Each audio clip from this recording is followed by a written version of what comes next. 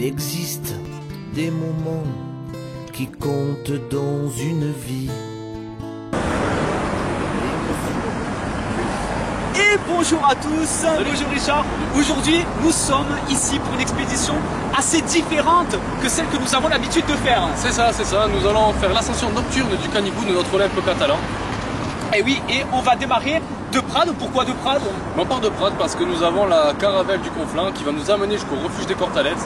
Alors pourquoi nous ne faisons pas à pied? C'est très simple, nous avons avec nous des randonneurs moins expérimentés et du coup c'est mieux de faire en enlevant un petit peu de difficulté. Et de faire appel à cette entreprise de transport vraiment qu'on vous invite à prendre si vous voulez faire l'Olympe des Catalans, hein, le Canigou, avec des randonneurs moins expérimentés que vous par exemple, car ils sont vraiment conviviaux et vous passez un très bon moment sur la piste du Yek avec eux pendant 1h30. Et puis ça évite de faire les 5 heures de marche. Alors voilà, on est de Prades, on va parler un peu de Prades, Richard, avec par exemple l'église de Saint-Pierre, classée au monument historique que vous retrouverez sur la place du village. Et nous avons également à Prades la manufacture du grenat catalan, le grenat qui est une pierre sacrée et un symbole culturel de notre territoire. À Prades, vous avez aussi le GRT 83, un chemin de grande randonnée transfrontalière au balisage rouge et blanc. Alors, il démarre à la gare SNCF et il finit à Mataró dans la province de Barcelone en Espagne, et il passe par la Manère, commune la plus au sud de la France continentale, Richard. Évidemment. Ne nous fâchons pas avec nos amis corses. C'est sûr. Voilà. Allez, je crois qu'on a tout dit sur Prades. Oui. Nous, on va se laisser, on va récupérer la caravelle du Conflent et les autres membres de PO Express qui vont faire l'ascension avec nous. On va les retrouver de suite. C'est parti, on y va? Allez, c'est parti. On y va. Donc Richard, là on a retrouvé Thibaut de la caravelle du Conflent. Bonjour. Bonjour Thibaut, déjà merci de nous accueillir et de nous transporter jusqu'au refuge des Cortalettes. Oh, c'est notre travail, hein, avec plaisir. Hein. Et donc vous êtes combien dans cette entreprise? Alors nous sommes deux, ma femme et moi. Nous avons commencé il y a 4 ans en achetant ces minibus qui sont des véhicules tout-terrain complètement adaptés au terrain dans lequel on travaille. Nous transportons nos clients, 8 par groupe de 8 maximum. Jusqu'au refuge des Cortalettes principalement, mais aussi dans les autres refuges, Mariaille, Bataire. Surtout que Richard, ils ont vraiment l'air bien aménagés. C'est plus spacieux qu'un 4x4, c'est vraiment... quelle est la différence? C'est plus spacieux, plus confortable. Après bon, il est vrai que ça ne fera pas le même franchissement qu'un Land Rover, c'est pas des voitures de l'extrême, mais disons que l'avantage, c'est aussi que ça nous permet de proposer à nos clients des coûts qui sont largement inférieurs à ce qui se fait sur le marché. D'accord. Les coûts qu'on retrouve, on pourra les retrouver sur votre site. Vous pouvez tout retrouver sur notre site, c'est lacaravelleduconflent.com. Voilà, je pense que nous, on a tout dit, on va monter gentiment. Oui, l'équipe est là, elle va nous rejoindre. Allez. Nous, on va monter, on va voir un peu au fur et à mesure la piste du Yek. Allez.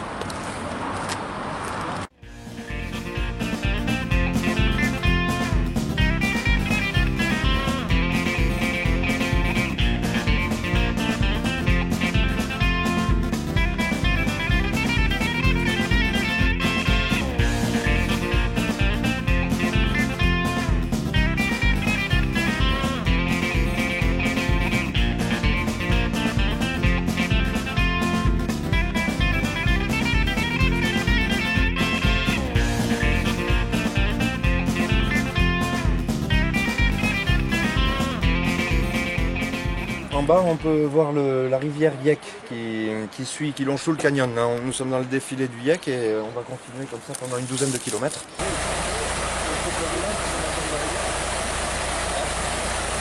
Et là, ça, ce sont les arêtes du Jocaveil sur lesquelles beaucoup de gens viennent escalader. Il y a des voies d'escalade qui ont été ouvertes. C'est aussi un lieu symbolique.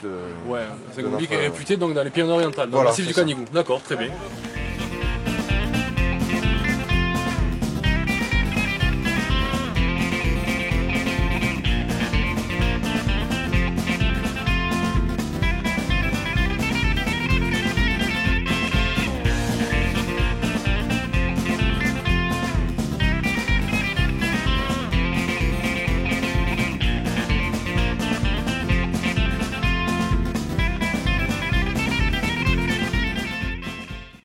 Allez, venez. Allez, on y va. Et quand vous, de temps en temps, vous regardez la caméra à coup. Allez, on regarde la caméra.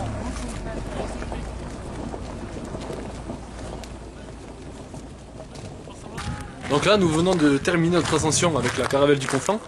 Nous passons devant donc ce refuge des Cortalettes qui culmine à 2150 mètres.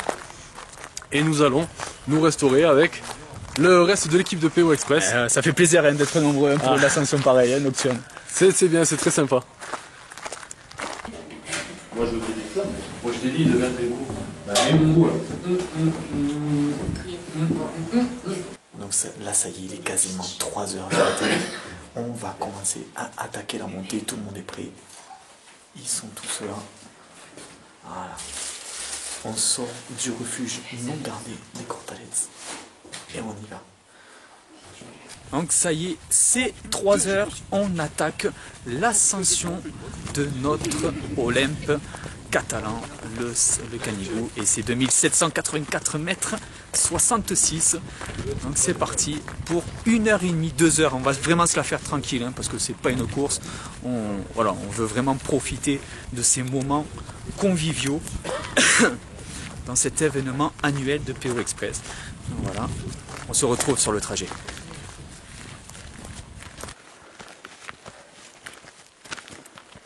Good morning.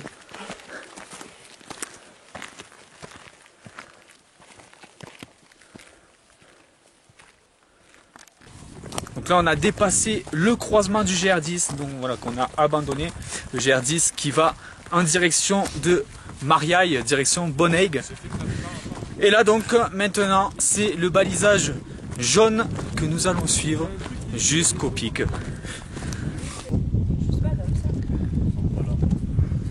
J'ai le dos trempé moi. Là maintenant oui, là c'est justifié ici. Et plus haut tu vas voir que ça pèle. Et moi... Ah, on est prêt, allez. Allez, viens dans les plus hauts.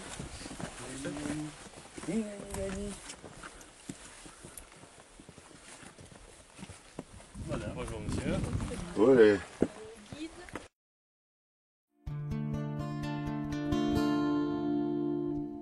Il existe des moments qui comptent dans une vie, où l'émotion te prend à la gorge comme un chien en furie. Il existe des instants si forts et si puissants, où tes larmes ne peuvent que rouler sur tes joues d'enfant. Les yeux remplis de 1000 étoiles cherchent le moindre regard. Tous ces frissons qui s'écrasent sur nous, nos visages sont-ils des miroirs? Et le cœur, comme une éponge, a soif de cette étreinte. Quand la nature réveille en nous cette flamme qu'on croyait éteinte. On a survolé notre terre, assis sur un rocher, adossé à la croix, on a fait pleurer nos yeux sur 360 degrés. On a survolé notre terre et le temps s'est arrêté. Nos voix ont tremblé aux dernières lueurs. Dans le ciel, nos couleurs ont flotté. Donc après ce magnifique lever de soleil, on ne s'en lasse pas et on se met du Canigou. La dernière fois, on avait eu droit à une mer de nuages. Là, on a réussi à voir le Roussillon, la mer, voilà, le lac de Vinça, etc. etc. Une super vue. Super bien sur d'une année à l'autre. Ben voilà, on a eu le droit aux deux. Et l'année prochaine, on le fait sous la neige. Allez, chiche. En tout cas, voilà, c'est sûr que ce sera l'événement annuel de PO Express. Nous, on profite là, on profite avec toute l'équipe. Au sommet, on n'a même pas envie de redescendre tellement on est bien, malheureusement. Ben voilà, il va falloir le faire, mais on va quand même attendre un petit peu. On va se retrouver, parce que voilà, on va se retrouver au Cortalettes, on va déjeuner un petit peu, et on va interviewer le gardien du refuge, Thomas Dulac. C'est ça, voilà, qui est là depuis 2010. Qui est là depuis 2010, donc voilà, il va nous conter un peu l'histoire du refuge, voilà. Quelques petites anecdotes. Quelques petites anecdotes, et voilà. Allez, à tout à l'heure.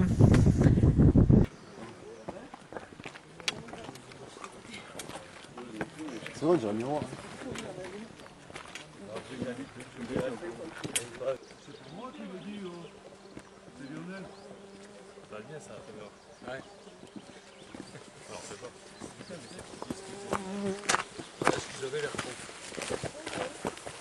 Merci.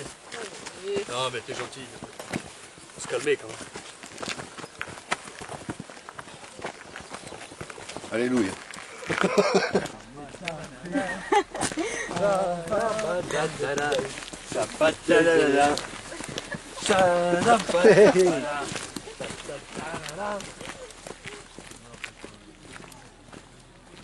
Alors voilà, après la redescente, on a retrouvé Thomas Dulac, qui est gardien du refuge des Cortalettes et aussi guide de haute montagne.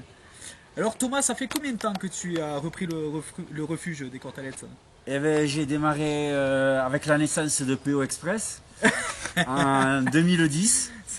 Ben, j'ai travaillé comme guide, j'étais dans le Sahara, je me rappelle, j'étais dans le massif du Hogar, c'était au mois de janvier. Et j'étais avec mes derniers clients et là j'ai reçu un message comme quoi j'avais été pris pour la gérance du refuge des Cortalets. Il y avait eu une sélection d'une douzaine de personnes et ils cherchaient un guide, quelqu'un qui soit de la Fédération française des clubs alpins de montagne. Et voilà, donc du coup maintenant ça fait 7 ans. Et donc je souhaite longue vie à PO Express et à moi aussi. Donc finalement, un échange de bons procédés. On est amené à se revoir souvent. Bah voilà. oui, non, c'est sûr, c'est sûr. Voilà, et puis ben, le refuge, il a un siècle. Il date du siècle dernier. Il faut savoir qu'il y a eu 4 gardiens, il y a eu sur un siècle, donc ils sont restés 25 ans. Ah ouais, c'est pas mal. Donc voilà, ben, vous êtes obligé de me suivre aussi sur 25 ans. D'accord. Donc, Aussi. Ah là là. Aussi, non, bah, voilà. bien sûr. Alors le refuge que vous voyez derrière, il a été construit sur place. Ils ont créé des fours à chaud pour faire le ciment de l'époque, hein, pour pouvoir le bâtir. Ils ont taillé les arbres sur place pour faire toutes les menuiseries. Et donc il a été restauré, rénové, et chaque année il y a une partie qui est renouvelée. Et c'est ce qui permet à ce refuge de traverser le siècle, et je pense qu'il ira au siècle suivant aussi. Hein. Puis après, il faut savoir que c'est un massif qui est historique d'un point de vue de l'escalade. Hein, puisqu'en 1908, il y a Jean Escarrat qui a fait les arêtes du Casémie. Donc quand vous êtes au Canigou, il y a la croix qui est en face de vous. Et un peu à droite, il y a des arêtes comme ça, rocheuses. Et il a fait ça en 1908 et il devait avoir 20 ans. Hein. Il a décidé qu'il voulait continuer l'alpinisme. Il est devenu président national du club alpin français. Et il a été à l'origine des premières expéditions en Himalaya. Et c'est ce qu'a fait qu'en 1950, les Français ont été les premiers, enfin au monde, hein, la nation française a été la première à vaincre à 8000 dans la Purna. Donc en fait, ça a démarré en Catalogne. D'accord, c'est le Catalan donc, qui a lancé tout ça. Voilà. Et la première personne qui a randonné un peu pour randonner, ça a été Pierre III d'Aragon. Et c'est en 1285 et il est monté au sommet du Canigou. Donc le premier texte écrit qu'on trouve de la naissance de l'alpinisme, de la première fois que quelqu'un randonne pour le plaisir, c'est ici, c'est en 1285. Voilà, donc il faut savoir quand même, ce massif, il y a très peu de Catalans qui sont au courant. Mais ce massif, il a d'un point de vue montagne, alpinisme, il a marqué sa pierre, quoi. Ça a été un peu la naissance de beaucoup de choses, quoi. Et donc la prochaine étape, PO Express va venir faire une voie d'escalade avec moi dans la place Avec plaisir. Pourquoi pas? Nous avons deux motivés, nous allons être en direct, vous allez voir ça. Ah, ça serait nickel. Parce que c'est vrai qu'avec avec Richard et toute l'équipe de PO Express, c'est vrai qu'on a un rêve, ce Canigou, on l'a tellement fait, mais on aimerait tellement le faire enneigé. Avec les beau. crampons et voilà, tout. C'est vrai que ça donne un paysage assez exceptionnel. Bon, alors on se donne rendez-vous à l'hiver prochain. Eh ben, avec plaisir. Allez, Thomas, c'est parti. Et il n'y aura pas besoin de frigidaire, la bière sera fraîche. À moins 8, le réveil sera tonique. À consommer avec modération. C'est ça. Et après la randonnée. Voilà, c'est ça. Et on rappelle, juste pour finir, Thomas, le site internet, le refuge a un site internet. Oui, alors on a un site internet, c'est assez compliqué à prononcer, mais c'est Cortalet. Bon, ça tout le monde le sait puisque tout le monde est catalan. Cortalet, donc avec un S à la fin. Ouais. Et après, vous mettez FFCAM, Fédération Française des Clubs Alpins de Montagne, FFCAM. Vous tombez sur un site, vous pouvez réserver en ligne. Vous pouvez avoir tout un tas d'informations sur le massif. Et après, par contre, on peut vous renseigner sur les randonnées, on peut vous renseigner comment monter à pied ici, comment aller au-dessus, quelles sont un petit peu les conditions d'un refuge. Et voilà, on est prêt à vous accueillir. On va se donner rendez-vous cet hiver alors pour l'ascension. Allez, on enlèvera les shorts. Allez, on mettra les pantalons. C'est sûr. Et en tout cas, merci Thomas pour l'accueil. On laisse passer l'été, ouais. Allez, au revoir.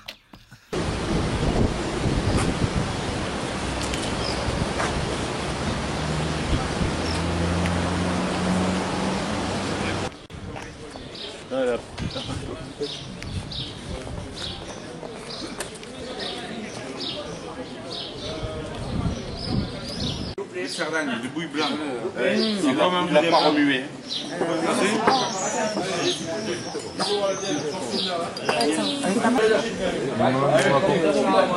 Ah oui, c'est de